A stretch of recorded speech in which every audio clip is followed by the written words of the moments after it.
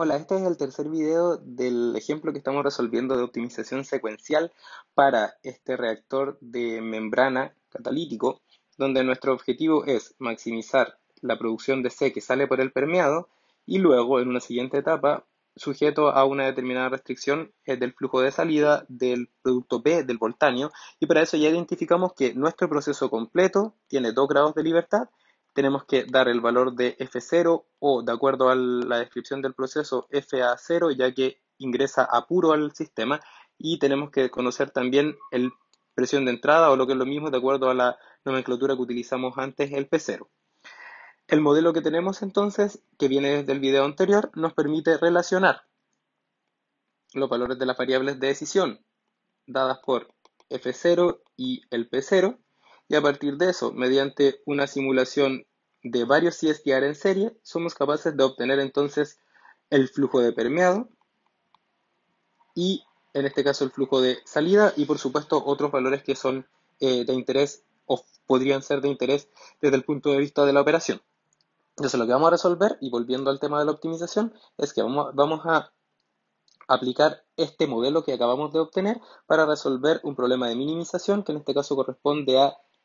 minimizar el valor negativo del permeado, o sea, maximizar por lo tanto el permeado, el cual sabemos que depende de los grados de libertad, en este caso F0 y P0. Acá están el Fin, Pin o F, que van a ser equivalente al F0 y P0, y que por supuesto también debiese ser calculado conociendo algunos valores de X. De hecho, sin ir más lejos, habíamos identificado que para calcular el flujo de permeado, nosotros teníamos que hacer una sumatoria, y esa sumatoria correspondía a la sumatoria de estos elementos que salen del reactor, o lo que es lo mismo, nosotros habíamos dicho que era igual a el W, la sumatoria para el CSTR 1 hasta el CSTR enésimo del WI, y eso multiplicado por un término que sería el RI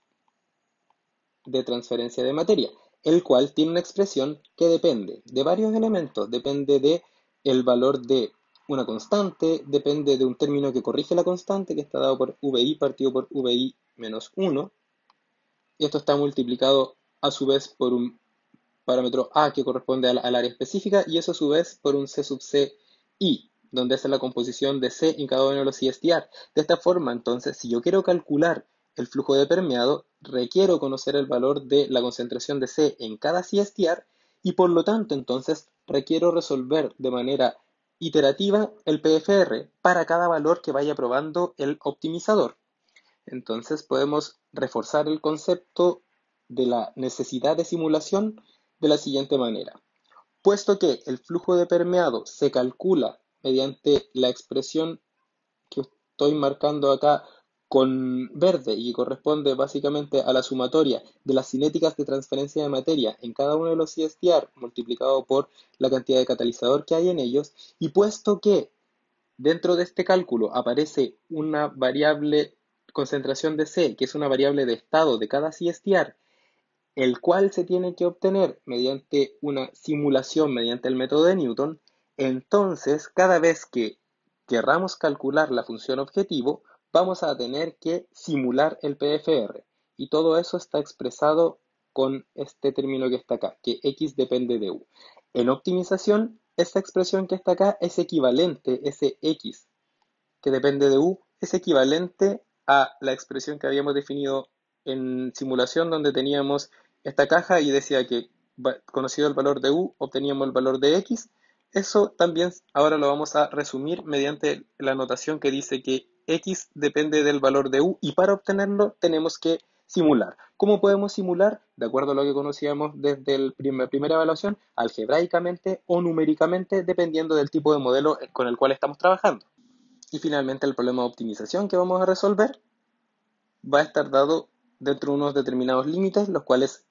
son límites de operación de la variable de decisión, y básicamente nos indican que la presión se tiene que mover entre dos valores y el flujo de entrada también entre dos valores, y entonces este U que está acá representa la región factible y nos da cuenta de los límites mínimos y máximos de las variables de decisión.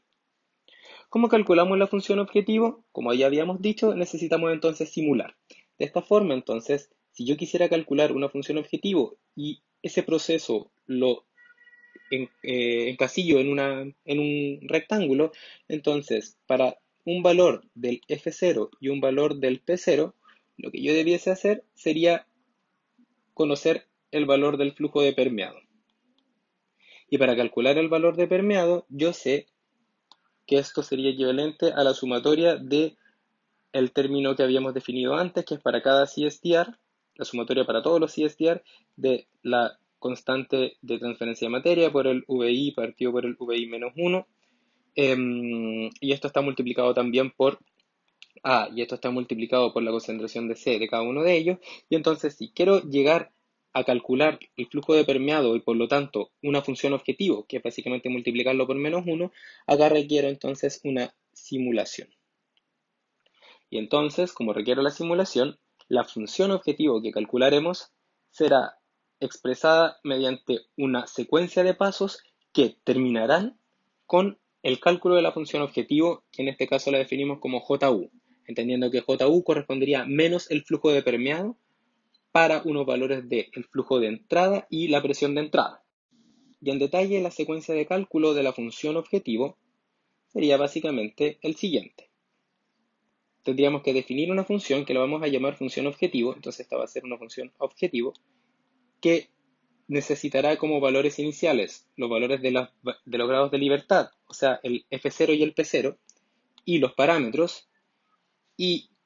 cuando salga esta función de MATLAB me tendrá que entregar el valor de U que irá hacia el optimizador. Entonces, para hacer el cambio de variables de decisión a flujo de permeado, con un signo negativo, entonces en la función objetivo tendremos que simular el PFR. Entonces acá vamos a tener que llamar a la función PFR.m, que si ustedes recuerdan lo que hace es, mediante un ciclo for, resuelve varios CSTR y entonces obtiene el valor de la simulación secuencial de varios CSTR, y entonces a partir de esto debiésemos formar la función permeado utilizando entonces la sumatoria de las composiciones multiplicada por los términos correspondientes de la expresión de transferencia de materia. Y ahora, ¿cómo se implementa esto en MATLAB? Lo haremos mediante la función fmincon. La función fmincon en este caso lo que hace es que tiene dentro del código la implementación del método de Newton para optimización, y tiene varios argumentos porque resuelve un problema que es bastante general. ¿Ok? Entonces, el problema que resuelve la función fmincon es un problema que tiene como objetivo minimizar una función objetivo, y entonces el primer argumento de la función fmincon corresponde al nombre de la función objetivo que queremos resolver, y para eso entonces tenemos que entregarle unos iteradores iniciales. El segundo argumento corresponderá entonces a los iteradores iniciales del problema de optimización, por donde va a partir. Eso quiere decir entonces que el U0 serán los valores que yo voy a decidir con el cual parta probando el optimizador. Y sujeto a. Y aquí tiene varios argumentos porque se pueden definir varios tipos de restricciones. Las primeras dos argumentos están reservados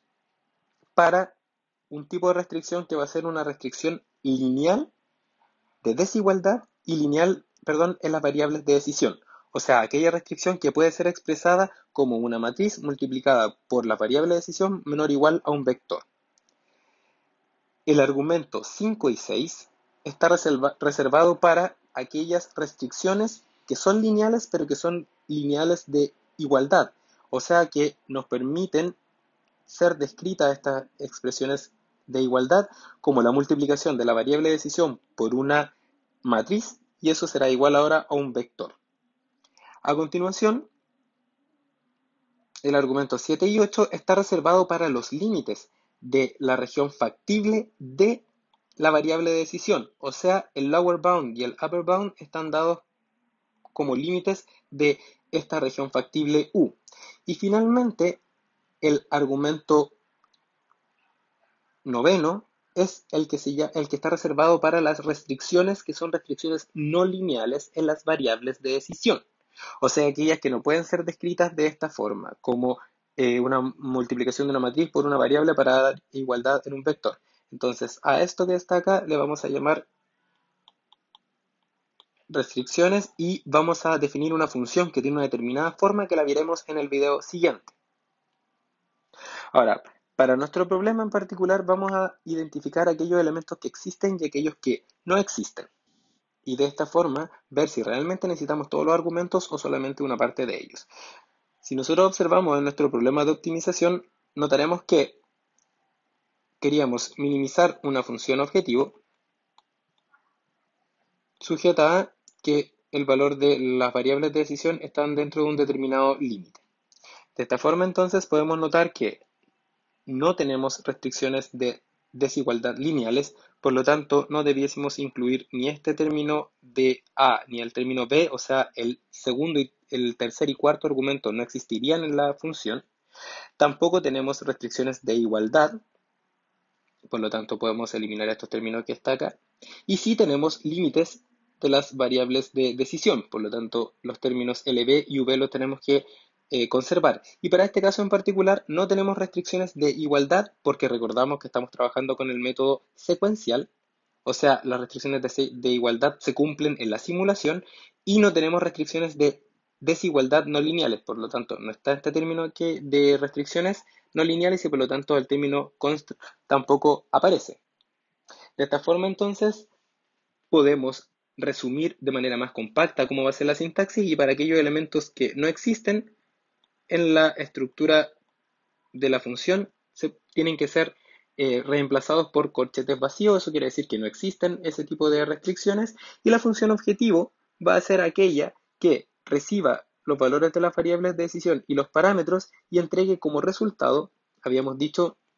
la función objetiva evaluada en el punto y la sintaxis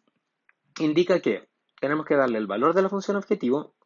y si tenemos más de un argumento, en este caso vamos a definir dos argumentos, entonces antes tenemos que decir que vamos a trabajar, o el fmincon en este caso va a iterar con, para el ejemplo, el primer argumento. Respecto a las variables de decisión y sus valores iniciales, habíamos definido nosotros que la variable de decisión corresponde al flujo cero y la presión cero, por lo tanto, el segundo argumento va a ser un vector de dos elementos donde la primera posición va a estar el flujo de entrada inicial que nosotros vamos a iterar y el segundo argumento será la presión inicial con la cual vamos a comenzar a iterar. Y siguiendo la lógica, los límites inferiores y superiores de las variables de decisión van a estar dados como dos vectores, columnas en este caso, que van a ser, la primera fila va a ser el flujo de entrada y la presión de entrada, y tenemos tanto para el flujo, para el límite inferior como para el límite superior. Ya esta slide que aparece en el vídeo lo que hace es resumir la implementación en MATLAB. Entonces, para responder a la pregunta 1, ustedes van a encontrar que se necesitan 4 archivos. El primer archivo, o el archivo main, que aparece acá, lo que hace es llamar a la función de optimización y para eso lo que tiene que hacer es definir las variables de decisión, los valores iniciales, sus límites, y aparte dar los valores de los parámetros que van a ser utilizados para las simulaciones sucesivas. A continuación llamaremos a la función fmincon. La función fmincon llamará a su vez a la función objetivo, y para eso entonces necesitará de valores de las variables de decisión y los parámetros. Para un valor de variable de decisión y de parámetro, o para un conjunto de valores de variable de decisión y parámetro, la función objetivo resolverá cómo transformar los valores de u y alfa en el valor de la función objetivo que será devuelta al fmincon. Y entonces acá sabíamos que lo que había que hacer era una simulación y la simulación de, en este caso, un PFR y por lo tanto esta simulación implica llamar a el PFR, entonces lo vamos a llamar con los valores de u y alfa del proceso y cuando resolvamos el PFR, lo vamos a simular completo, vamos a ingresar acá. Entonces el PFR nos va a entregar los valores necesarios de las variables de estado del proceso, de tal forma de acá hacer la sumatoria para calcular el flujo de permeado y entonces multiplicarlo por el -1 y conocer entonces la función objetivo. Y entonces para resolver el PFR ahora sabemos que esto es equivalente a resolver n CSTR en serie y por lo tanto acá va a haber entonces el for, que para el primer hasta el último CSTR, y entonces en cada paso del for lo que tendremos es que el fsolve llamará al CSTR y ahora lo que hará el fsolve será para un valor de los grados de libertad de cada CSTR, o sea un CSTR yésimo. Y para unos iteradores iniciales del CSTR iésimo, vamos a poner acá unos iteradores iniciales, lo que hará será reemplazar, habíamos dicho, y una vez que reemplazamos, entonces vamos a calcular la ecuación de balance de materia de A para el iésimo, de B, de C y la pérdida de carga para el diariésimo, y entonces le entregará el F-sol el valor de F y solamente parará cuando la norma sea cero para continuar el ciclo for, y una vez que termine el ciclo for obtendremos los valores que describe el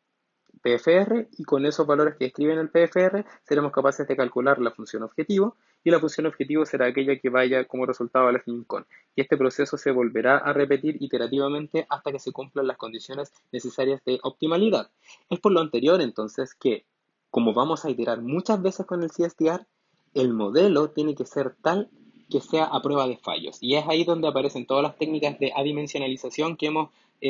conversado durante el curso. Entonces, todos estos archivos están disponibles en el enlace que aparece en la descripción del video. Y entonces, a continuación, en el siguiente video, vamos a ver cómo cambian estas consideraciones que ya les comenté cuando tenemos optimización con restricciones, en este caso no lineales. O sea, cuando estamos trabajando con la parte final de los argumentos de la función objetivo. Nos vemos.